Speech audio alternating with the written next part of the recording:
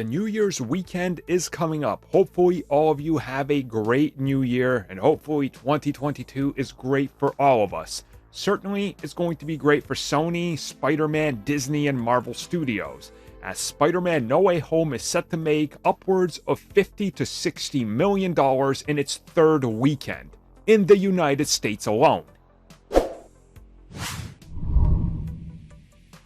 So yeah, Spider-Man No Way Home projections are coming in for New Year's weekend. This is, of course, the 3-day weekend, which accounts for Friday, Saturday, and Sunday.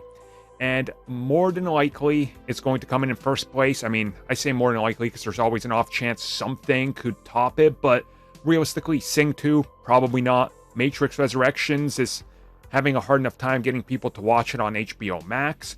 The Kingsman is, it exists, and something called American Underdog, I guess, is a thing that I've never heard of. I'm sorry if that upsets you. It sounds like something that's probably Oscar bait. I'm not sure, though. West Side Story, probably not going to put up any numbers. So, it's all for Spider-Man for the taking. Estimates range from 50 million, I've seen a couple 48, to the high 60 million. I would wager somewhere between 50 and 53 is probably what you're going to land on, optimistically.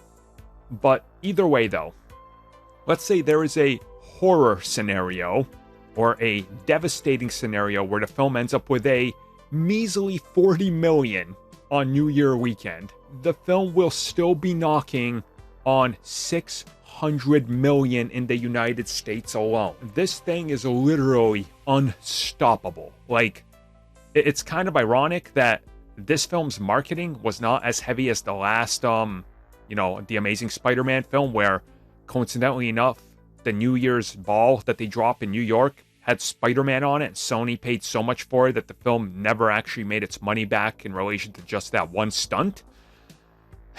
Perception on spending, boys. Perception on spending. Either way, though, this weekend is going to be absolutely insane for Spider-Man.